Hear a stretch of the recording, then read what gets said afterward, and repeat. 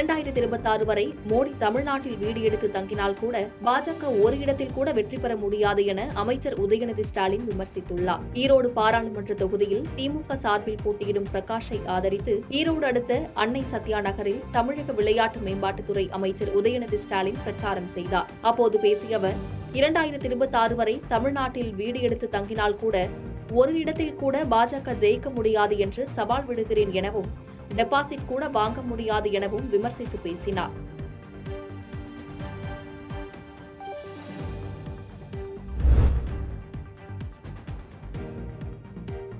நாளுக்கு நாள் வெயிலின் தாக்கம் அதிகரித்து வரும் நிலையில் வனவிலங்குகளுக்கு தரை தொட்டியில் தண்ணீர் வைக்கும் பணியினை வனத்துறையினர் செய்து வருகின்றனர். கோடைக்காலம் ஆரம்பித்து நாளுக்கு நாள் வெயிலின் தாக்கம் அதிகரித்து வந்த நிலையில் வனவிலங்குகள் குடிப்பதற்கு குளம் மற்றும் ஏரிகளில் தண்ணீர் இல்லாமல் வற்றி கிடக்கிறது. புதுக்கோட்டை நார்த்தாமலை பகுதியில் புள்ளிமான், முயல், காட்டுப்பூனை மற்றும் பறவை இனங்கள் ஏராளமானவை வசித்து வருகின்றன. இவைகளுக்கு தண்ணீர் கிடைக்கும் வகையில் மாவட்ட வனத்துறை அலுவலர் அறிவுறுத்தலின்படி நார்த்தாமலை வனப்பகுதியில் உள்ள கிணற்றில் மோட்டார் மூலம் தண்ணீர் இறைத்து தரை தொட்டியில் ஊற்றி வருகின்றனர்.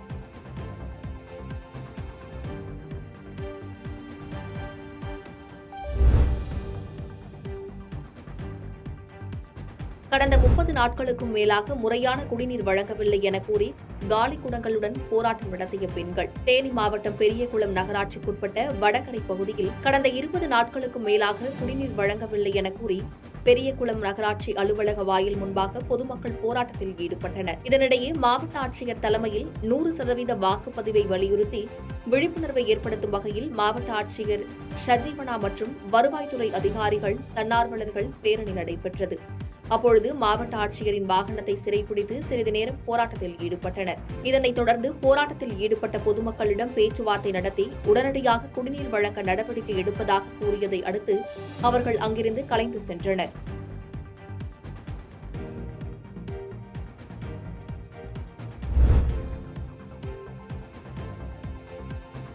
ஒசூர் அருகே ஜூஜுவாடியில் உரிய ஆவணங்களின்றி கொண்டுவரப்பட்ட 30,50,000 ரூபாய் பணம் மற்றும் 500 கிராம் தங்க நகைகள் பறிமுதல் செய்யப்பட்டது. கிருஷ்ணகிரி மாவட்டம் ஒசூர் அருகே தமிழக எல்லையான ஜூஜுவாடி சோதனை சாவடியில் தேர்தல் பறக்கும் படை அதிகாரிகள் வாகன சோதனையில் ஈடுபட்டுக் கொண்டிருந்தனர். அப்போது ஹைதராபாத்திலிருந்து கோவை சென்ற சொகுசு பேருந்தை சோதனை மேற்கொண்டதில் உரிய ஆவணங்கள் இன்றி கொண்டுவரப்பட்ட ரூபாய் 30,50,000 மற்றும் 500 கிராம் தங்க நகைகள் பறிமுதல் செய்யப்பட்டது. பின்னர் பறிமுதல் செய்யப்பட்ட பணம் மற்றும் ஆபரண தங்கம் ஒசூர் சாராட்சியர் கருவூலத்தில் ஒப்படைக்கப்பட்டது.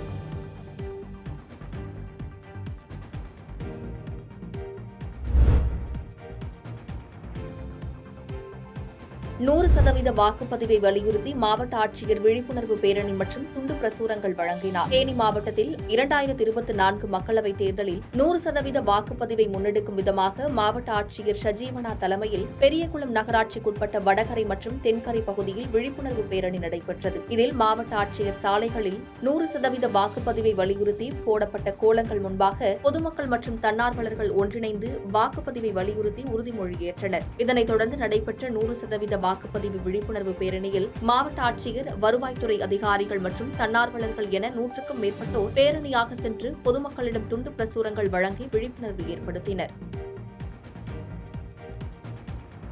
பாதகம் செய்பவரை கண்டால் நாம் பயங்கொள்ளலாகாது பாப்பா, மோதி மிதித்து விடு பாப்பா, அவர் முகத்தில் உமிழ்ந்து விடு பாப்பா.